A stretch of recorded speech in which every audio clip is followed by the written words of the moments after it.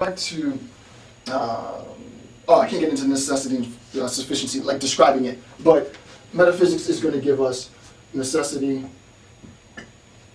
and sufficiency, right? So we move from a theological explanation to a metaphysical explanation, and the justification is no longer supernatural. It becomes this justification of necessity and sufficiency, right? The conditions necessary, the conditions sufficient in order for X to manifest, or in order for us to understand or explain the existence of X. Okay, so we go from a theological explanation to a metaphysical explanation, and then finally, the positivists say that now we have a positivist. We have a positivist explanation, right? And the positivist explanation is not necessarily, it's also not to disprove necessity and sufficiency, because there are parts of necessary and sufficient conditions in the science. Well, I gave it away, which is science, which is part of the scientific investigation, the scientific model. But this is where a lot of the confusion on what it is that positivists do arise. I've listened to lots of graduate students describe and attempt to discuss or define positivism, and they think that it's a description of reality, right? Positivism isn't just a description of reality. Metaphysics, however, will be a direct description of reality. Positivism is different from metaphysics for the following reason.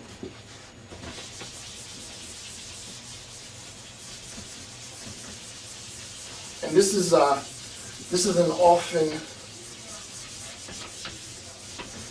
often misunderstood point of grossly, actually, I would argue this is an often grossly misunderstood point of positivist theory, right? What it is that the positivists are doing.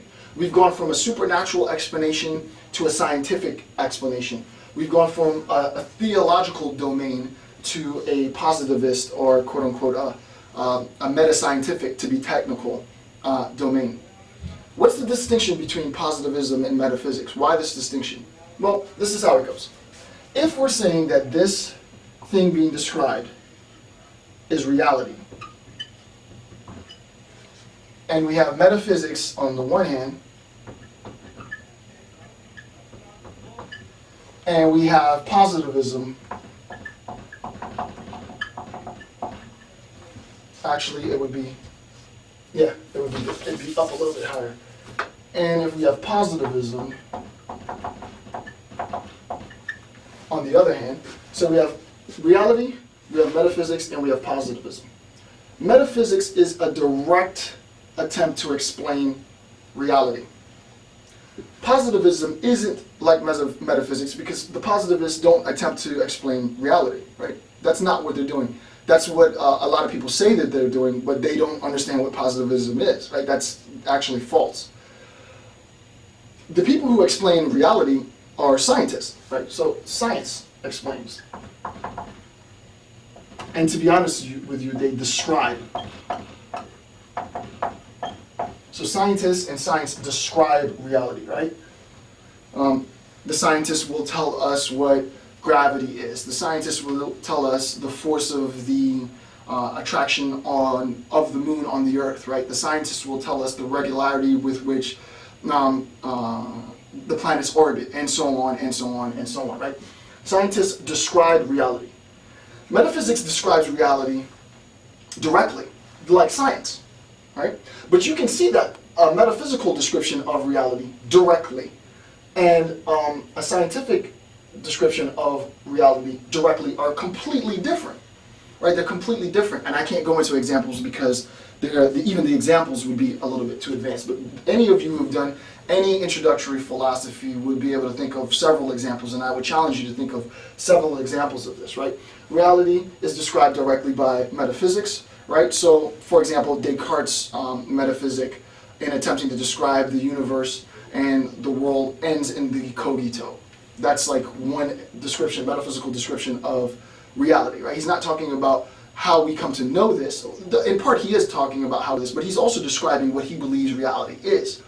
That's completely different from a Newtonian or an Einsteinian conception of reality, right? You can see that the language is different. Not only is the language different, but we know that the justification is different, right? We know that the justification is different. So, and actually, to be technical, this justification is science, but that's sort of like begging the question. To be technical, the justification is verification, V-E-R-I-F-I-C-8. The justification is verification. Science is the body that uses verification, but the justification is itself verification. So scientists describe reality. What positivists do, right, and what positivism is, it is not a description of reality, but it is itself a description. Positivism is itself a description. It's a description of reality, right? Positivism is a description of reality. Scientists describe reality, and the positivists describe what the scientists have described, right? So what we're doing is what the positivists are doing. What they're doing is analyzing. They're analyzing the descriptive tools, the descriptive terms, the descriptive concepts that scientists use in order to describe reality, right? This relationship right here becomes a meta description, right? So technically speaking, and this now it tends to get a little bit more advanced. Technically speaking, positivism is a meta-descriptive account of science description of reality, right? It's a meta-descriptive account of reality, right? So that would be the easiest way to say it. It's that it's not necessarily a descriptive account of reality, but it is a meta-descriptive account of reality. Because positivists are not like metaphysicians, which are directly describing reality. They're describing what the scientists have described as reality. Okay, so with respect to logical positivism, then, we see that we've gone from theology to metaphysics, from metaphysics to positivism. We've gone from a supernatural explanation to an explanation based in verification. Now, sort of the principles guiding this explanation and the process, what it is that the positivists are doing, is also very, very, very interesting.